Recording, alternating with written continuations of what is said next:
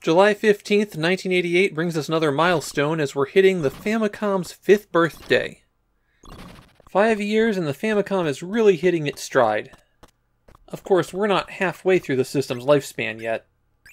And for this special day, we have the console's second 3 megabit outing, Jarin-ko Chie, otherwise known as the Konami game you're probably least likely to want.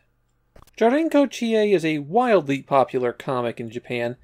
It's a slice-of-life comedy about a young girl named Chie who has to run her family restaurant. Her father's a lazabout with a love of gambling, and her pet cat often wanders off for adventures of his own. This is an adventure game divided into 3 chapters, with each of those characters taking their turn at center stage. You control Chie in Chapter 1 as she wanders her neighborhood, helping people out. Her cat in Chapter 2 as he investigates unusual happenings with the neighborhood cats. And Chapter 3 has you controlling Chie's father as he figures out how to deal with a baby that's been left at the restaurant's doorstep. Unusually, all of the text is presented vertically in the game. Presumably, this is to make it feel more like the comic. You're always presented with a menu of commands, though which commands are available depends on where you're at in the story. The usual commands are represented: move, take, talk. It's nothing especially unusual. I think the only command here that isn't standard to these adventure games is rotate. In some areas you can turn in place to find other objects.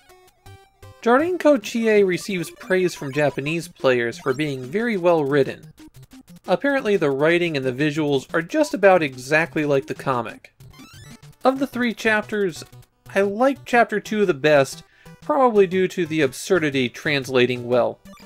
You can get a password at any time in the game by pressing select, but when you press select, it triggers an instant game over. It's a small password, but there's only 10 continue points in the game, so getting a password can send you way back. Besides the adventure game portions, there's a few mini-games.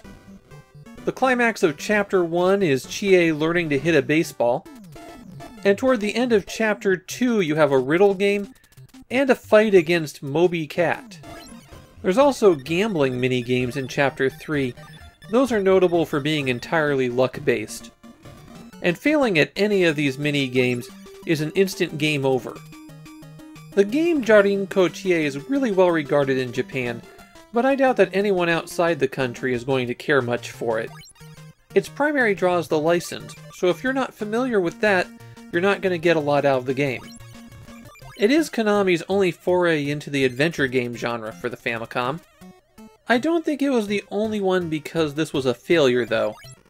Everything I can find indicates that it was a popular game even in 1988. It is, however, a game only for Jarin-ko Chie fans.